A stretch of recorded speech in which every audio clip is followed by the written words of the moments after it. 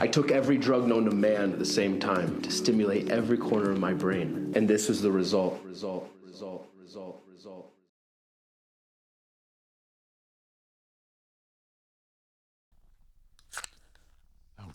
damn, I got that all over myself. What's good, nerds? Damn it. Welcome to the Movie Mouse. I am your boy Jay, your brother, the movie monk, the Bishop of Bull Moose. Thank you for joining me. Now, occasionally, there arises the topic of buying movies as limited edition collectibles, where a premium is placed on things like slipcovers, slipcases, rigid boxes, limited quantities, FOMO, thick, rigid box sets crammed chock full of posters and lobby cards and essay books, complete with embossing, debossing, spot glossing, sometimes even lenticulars, just all that wild shit that the collector loves. All that shit that's not the movie itself, right? It's all the extra shit. It's all the bonus shit. It's all that like tactile, you love the feel of the thick, girthy box in your hands. Anyway, the subject of limited special editions is almost always discussed in relief or in juxtaposition with the actual like act of watching the film itself, you know, the contents of the disc that's inside the thick slipcase in between the poster and the essay book. There's a sort of like pastoral simplicity, a purity even to watching the movie itself, right? To just valuing the movie, the digital information on the disc. And so often in these conversations, the act of collecting is viewed with maybe the opposite kind of lens, maybe some type of scorn towards the collecting of the plastic and the cardboard and the spot gloss and shit, where the simple joy of watching the movie is what is extolled. There's a virtue in watching the movie, and therefore, if you're into anything besides the movie, it is the opposite of virtue, right? You like the cardboard, you like all the posters and bullshit, you don't even read the essays. Actually, I do. I read the essays. But that is viewed as somehow impure. The act of collecting, it's a dirty thing. Spending all that money, going into bull moose, pushing aside little old ladies so you can snatch the lenticular out of their hands. Get back in your wheelchair, you old bitch.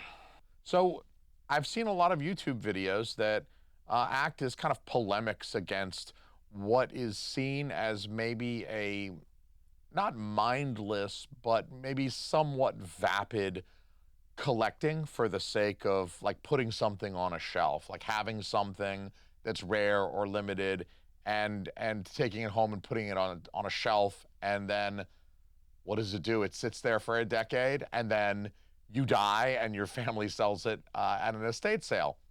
However, I've got a lot of that collector DNA in me. I'm like, if I did a 23andMe, if I wasn't such a conspiracy theorist and I was open to doing a 23andMe or some shit, I'm sure I'm like 87% collector DNA.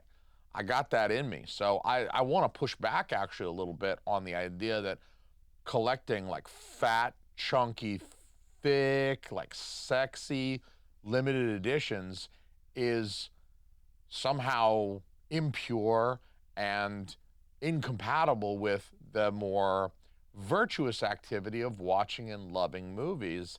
I think it's a discussion that deserves more nuance. I also think that most people who are buying movies, even if they're buying them as collectibles as well, I think that most people are watching those films. Eventually, we get around to it. My list is almost 400 movies long, but I'm getting around to them. That's what's important. I don't think that for someone like me, enjoying collecting is mutually exclusive from watching and enjoying movies. As I've said, I have an extensive backlog, but I'm still watching and enjoying. This weekend I watched three movies. Sorry, I watched 3 movies that were on my backlog. Anyway, I think, you know, there may be some rare cases, very rare cases, where people are doing dumb shit like grading and slabbing their movies. I mean, slab your own penis because you ain't using that. If you're grading and slabbing discs, video discs, grade and slab your penis. It's not higher than a 7. I promise you, it's probably in the 4s. You ain't using it is what I'm saying. That's the problem with slabbing anything. You're encasing it in fucking carbonite. And I don't even like Star Wars. I don't know why I use that analogy. So anyway, those very small, very small, very small population of weirdos aside, I think a lot of us do like collecting the limited editions, the cardboard, the slipcases. I don't care how much room it takes up either. I know a lot of these virtuous YouTube people come on here and they virtue signal like, oh, I buy standard editions because they don't take up much space on the shelf and I've got to really save space. Guess what? Get another job, buy a bigger house, get more space, fill it up with limited edition, thick collector boxes that you don't need. That's what I'm doing. Anyway, I think the topic of collectibles really requires something of a bird's eye view. I mean, we're all here because we like collecting movies, but chances are, if you're a collector, if you're someone like me that has that collector DNA, just the idea of collecting appeals to you. Like, they released those Happy Gilmore cups at Subway last summer, and I'll be damned if I didn't go to Subway 5 times to get all of those stupid cups, and I definitely don't like Subway. Subway is worse than Star Wars. Subway is terrible food, but I ate like 5 subs last July so that I could get my hands on the Happy Gilmore cups. And yes, I understand it's a ridiculous thing, but at the same time, I'm not having sex with whores. I'm not gambling. I'm not gambling. Mostly I'm not doing drugs, at least when the sun is up.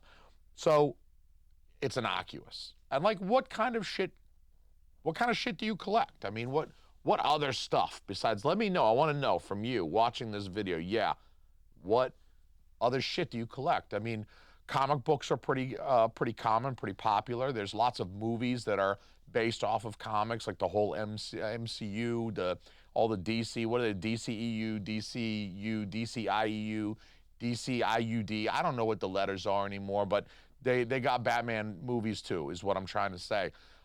It makes a lot of sense to collect comics if you're into movies because those two things interlink. Manga is sort of similar. Manga and anime, if you're into anime, then you might like manga as well. So you watch the Japanimation. That's what we're calling it from now on. 2026, we're going back to Japanimation. It's retro and it sounds cooler than anime. You don't know Japanese, motherfucker. You can't even say konnichiwa right. Anyway, manga goes with anime. So it makes sense. You like Akira, the movie? Then probably you should go out and read the 6 volumes of manga that led to the Akira film. So now you've got like the full context. If you're a fan, it makes sense to collect manga as well. The adaptations tend to be pretty faithful, and at least they're interesting. I mean, something like Akira, there's a lot in the manga that didn't make it into the film. So, you know, you'll get a lot more of the story and the world building and et cetera if you're into that sort of thing. Those things seem like no-brainers if you're into collecting movies. Vinyl soundtracks for movies. I love vinyl soundtracks for movies.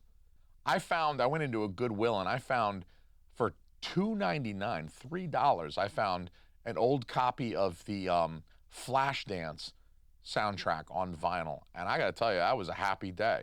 Because unlike with my movies, I like my movies to be like pristine. You don't want any damage to the slipcovers. With my vinyl, I like for it to show a little shelf wear. I like for it to look like it's something that somebody bought in 1984 and they took it home with them so excited to go put it on and play it. And they probably wore that record out, like listening to it again and again when it was new, as you do when you're young and you get new music. I mean, that experience of music on physical media was something else too. It makes a lot of sense. Like, you collect vinyl because you like music. If you like movies, you're probably not gonna be like, well, I don't like music. Probably you like music. Probably you like music that was in a movie. I mean, certain songs will always be linked indelibly to the films that they appeared in. Like, think of all the money Kenny Loggins made in the 80s doing the soundtracks for Footloose, like Danger Zone. I mean, like, you're gonna hear Danger Zone and not think of Top Gun. it's just always going to be associated. So it makes a lot of sense if you collect vinyl as well because of the intimate associations with films. Posters and other print materials, lobby cards can be fun as well. Posters, obviously, you want to just absolutely festoon your walls with tons of posters for movies like Big Trouble in Little China and other shit that you love. Whatever you love, Cobra, you like the cheesy 80s shit, Bruce Lee shit, Jackie Chan shit, whatever you love, posters are a great way to put that up. And some of the artwork, like Drew Struzan, R.I.P., he died last year, but that man produced some incredible movie posters over the course of the 80s and the 90s. And so, if you're a fan of that stuff, if you're a fan of Star Wars, you probably have a Drew Struzan poster hanging on your wall. Even if you don't know it, he did the Star Wars artwork. So it makes a lot of sense to collect things like posters. Sometimes they're even included with your thick, chunky, limited edition box sets, and you can like flatten those bad boys out, iron them a little bit, and boom, hang those bad boys on your wall. You could have the good, the bad, and the ugly hanging up there on the wall. Lee Van Cleef in them. There's also other stuff. This stuff maybe gets a little bit, I don't understand this stuff as much, but like action figures, Like we all grew up with that. I mean, if you're roughly my age, you grew up with action figures. You grew up with whether it was He-Man or G.I. Joe or Transformers, that's like my generation shit, or you're like a little younger and you had like Pokemon or whatever you had. You had some toy when you were growing up, and eventually you turned like 15, 16, and you were too cool for that shit, and you only wanted to go out and date girls and try and get laid, and you forgot about that. You boxed them up or you gave them away to Goodwill, and now you're an old man, and you're tired of your fingers smelling funky, and you just wish you had them toys back. Anyway, I can understand that. G.I. Joes and He-Mans and fucking Transformers, man, I loved them shits as a kid, dude. Those shits brought me a lot of joy. So I can understand people having a small, don't come at me with some big, huge bin full of G.I. Joe toys. But if you still got like, you got your top 2 or 3, Optimus Prime hanging up on the wall, you got Hot Rod or Rodimus Prime hanging up on the wall, I get that. I'm looking at right over there, I'm pointing at it. I got like a Robotech toy from the 1980s. That's an old-ass Veritech fighter. It transforms, and then it goes back again, and then it transforms. It does the 3 different modes. So it's one of them Valkyries from Veritechs. They call them Veritechs in Robotech. They're Valkyries in the Macross. But regardless, I got one of them shits. I don't have very many toys at all, but I got one of them shits because it's old, and I've had it forever, and me and my bro played with that thing like a mofo, and so there's just too much emotion connected with it for me to get rid of it. So I'm not gonna completely shit on you guys if you collect toys, but like, please just lie to me and tell me that you have like 2 or 3, that you don't have like hundreds of toys. Vinyl figures, I think, are toy adjacent, but obviously Funko Pops were wicked big a few years ago for a while, and they represent like tie-ins to a lot of different media properties. So like regardless of what you like Black Panther, there's a Black Panther Funko. You like K-pop Demon Hunters, I just saw K-pop Demon Hunters Funko at Walmart yesterday. What I'm saying is whatever you like. Funkos are ridiculous and stupid, but I'll return to those in a moment. I'm sorry if you have a wall full of Funkos. I want to interview somebody on this show whose wife left them and they got like a whole wall of Funko Pops behind them, and their wife was just like, peace, I'm going to go find a real man who can still achieve an erection. There's also people who collect like defunct, I'll call it defunct because I think that's somewhat polite, physical media, shit like Laserdisc or VHS or Betamax or that weird big thing that's sort of like the size of a Laserdisc but kind of like a giant VHS. I don't know what the hell that thing's called. And anyway, probably you're not watching VHSs. There's a few of you weirdos out there that do, I'm sure, but most people are buying VHSs or Laserdiscs as kind of novelties, and the players are difficult to come by and expensive and used and old and might chew up your $80 VHS. So chances are you don't even watch this shit. You got a 4K and a Blu-ray of Videodrome after all.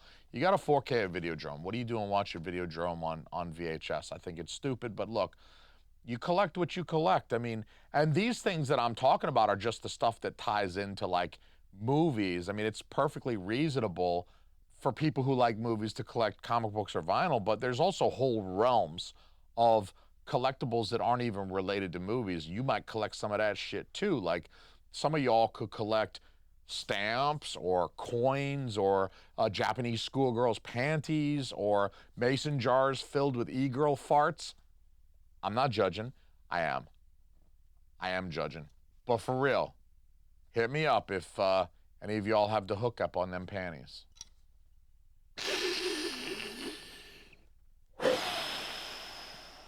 Whew, it's a little spicy. Back to the show. So as I have mentioned, I understand the collector mindset. I am one of you weirdos. I like collecting shit. It is what it is. I think it's actually an evolutionary thing. I think like 200,000 years ago, mankind, we used to go hunting and foraging, and we used to like go get shit and bring it back to our little tribe. And when you brought back some tasty elk meat and psychedelic mushrooms, your village would celebrate your ability to collect these awesome things. And thus, there was this selective pressure that incentivized this collector mentality. And fast forward a couple 100,000 years, and we go out looking for like coins or like rare vinyl or Japanese schoolgirl panties. I mean, it's kind of a sickness that previously it had a purpose, a use in terms of evolutionary biology, and that's why we've retained that today. I mean, I don't even really blame us, and because of that, I don't blame us for our mental illness. We were molded by environmental pressures. That's it. They selected for weirdos like us. Weirdos like us, we are the product of evolution. Even the Japanese panties guy, yeah, you're a fucking weirdo. Yeah, you're an embarrassment to your family. But nature made you the way you are on purpose, dog, okay? Jesus loves you. You disgust the shit out of me, but Jesus loves you. So ultimately, I like to consider the utility of the things that I collect personally. I like to think about what am I going to do with the shit that I collect after I get it. I mentioned the stupid Happy Gilmore cups. I drink out of them. So I like to think of like a utility spectrum. There's like a spectrum of utility. You buy a movie, you take it home, you put it in the player, you watch the movie, you enjoy the film. Maybe there's special features, you watch those too, you get a little bit more use out of this disc that you bought. Maybe you watch it again every single year, and then you get recurring utility out of this thing. If it's your favorite movie, you're gonna watch the thing dozens of times maybe. You buy a video game, same thing. You know, you might get 80, 100 hours of play out of the video game. You might play it with your friends, your family. I've been playing Mario Kart 8. That game is how many years old? Anyway, you buy a book, you read it, comic book, manga, you read them shits, hopefully. Hopefully you're reading them things. So things that you collect can still have a utility. It's not just like, you know, the collectibles sort of sit in the middle of this utility scale. There are other collectibles like the Funko Pops that I mentioned hating before that sit on the opposite end from like the hammer and the nails. There's no use to the Funkos. I'll get back to those. Movies as a collectible, I think, have a good utility value. Independent of their commodity value, the commodity value being, you know, how much I could resell The Great Silence for now that it's out of print. That's kind of a commodity value. How much money could it bring me if I sold it today? The utility value of The Great Silence exists independently of its commodity value. I can get value out of watching The Great Silence, reading the book that came with it, watching the special features, the alternate endings, etc. I'm afforded hours of entertainment by doing that, even if I take zero advantage of the commodity value. And so whether or not you plan on reselling a film, whether or not it's even worth anything, I mean, it could be something that was not underproduced.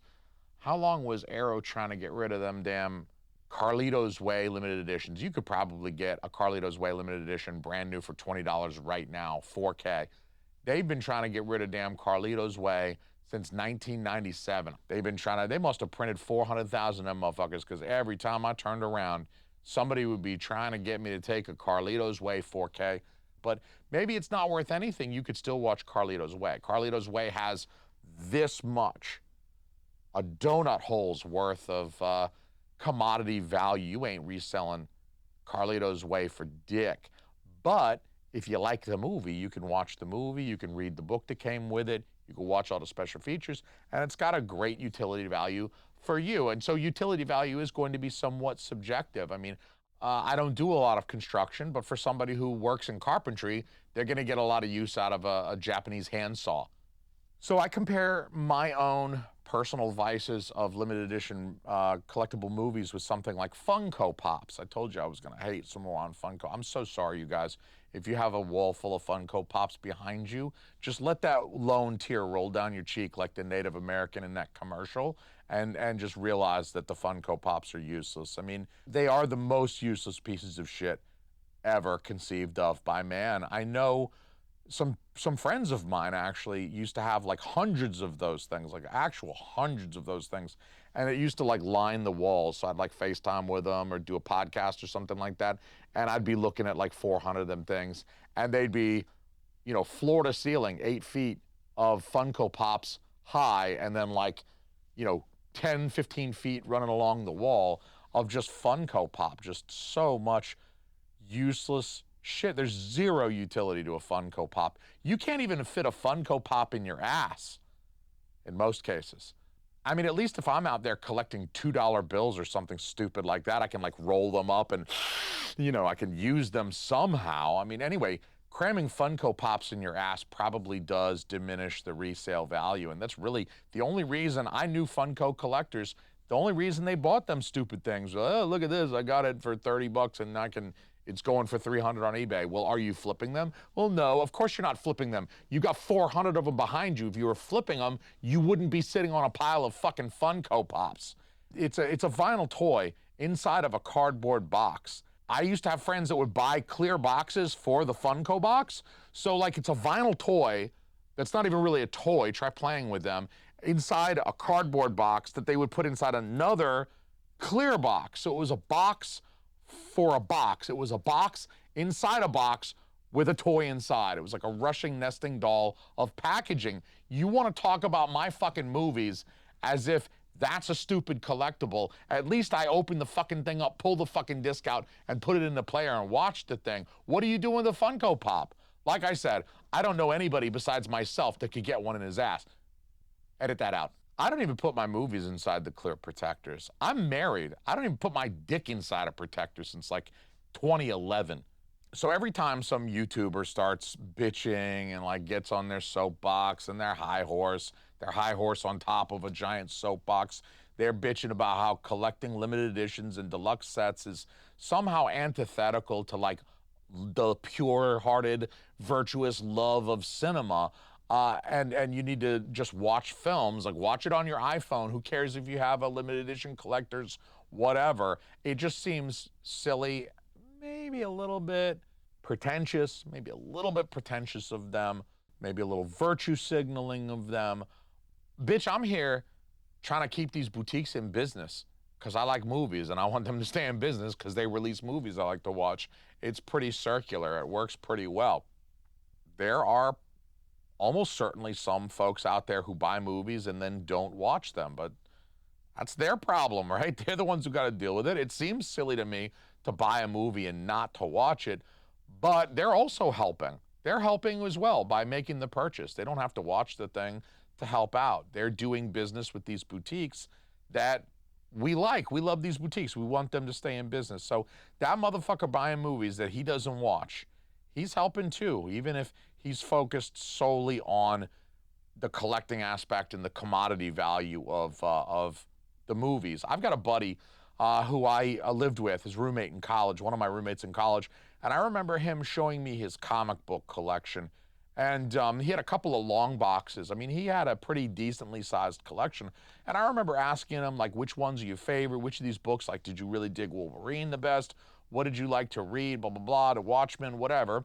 And I just remember him saying, like, oh, I didn't read any of these. I don't read comic books. Like, he acted like that was a dumb question. He's like, I don't read comic books. Like, I just asked the man with 2 long boxes full of comic books if he read comic books.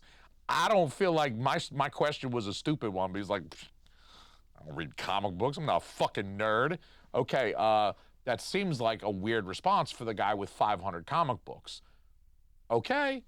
It turns out that he bought those comic books completely speculatively. He bought 500 comic books in the hopes that he could resell them for a profit sometime in the future. He had a lot of really kind of cool books. I was like a little jelly. Mostly it was like mainstream, like DC, Marvel, Image stuff from the 80s, from the 90s, maybe a touch of 70s stuff. But it was obvious that, you know, he turned 12, 13, 14, and he was going to the comic book shop, and he was picking up stuff, brand new, stuff that was new in 1994, and he was hoping that he would be able to turn around and resell it, you know, in 2024 for a profit. And I'm sure he lost money on these. I mean, you guys know there was a huge boom of comic books in the 80s and 90s where they were overprinting the shit out of these things with the little foil covers and the holograms and shit, trying to sell people on the collector mentality as well. They were trying to get people to buy these things because they would be more valuable in the future. And you'd build this, not only this collection of comic books that you enjoy reading, but you'd also be buying things that would be more valuable. This thing would grow like an asset. Anyway, it was stupid, and I'm sure he lost money because those things are, the dollar bins at my local comic book shops are like spilling over with those particular, that era of Marvel and DC and Image books. They're like a dime a dozen, like cheaper than toilet paper. I really should wipe my dick off with those. Anyway, I tell that story about my old college buddy to illustrate that there's always going to be people, I think they're a small minority, of speculators who they want to gamble a little bit on some volatile commodity. I don't think all of his net worth was locked up in comic books, at least not after the age of like 22, once he started working a real job. Regardless, I don't think any of us who watch our movies should get butthurt by folks who don't, because they are in the minority, I believe. Somebody who's squandering the utility value of their movie collection doesn't impact my enjoyment. I still get to put all my movies in and watch them, and you enjoy things how you enjoy them, I enjoy them how I enjoy them. And if you enjoy them by buying them, putting them on your shelves right next to your prodigious collection of Funko Pops, people say they don't judge, I judge. And I'm trying not to lie about it this year. It's one of my New Year's resolutions. Anyway, I'm over here squandering the resale value on shit like Reviver. I mean, how much could I sell this for? I don't know. I haven't even looked on eBay to see what that's going for, but that thing sold out quick. I'm squandering the commodity value of the Great Silence Collector's Edition. I probably could have sold that a couple of weeks ago for $200, and I'm definitely squandering the commercial value on whatever the hell this thing is. It's a Frisbee with a disc spindle. I could probably get $500 with this. I could pay off my house with this Frisbee one day. I'm gonna hang on to this Frisbee until I can sell it for whatever I owe left on my house in 20 years. Anyway, it's silly. I got about as much use for this thing as I do for a condom, and I've told you I'm married. I got zero use for condoms, so I'm still gonna keep this thing though. The condoms, I think I'm just going to go litter a playground with, and so I'm going to do that now, and I'm going to thank these people for patronizing my littering of schoolyards with condoms. Anyway, they're not used, so Lord knows I don't use those stupid things. Oh yeah, thanks for watching the video. I'll see you guys on the next one. You are physically repulsive, intellectually retarded, you're morally reprehensible, vulgar, insensitive, selfish, stupid. You have no taste, a lousy sense of humor, and you smell.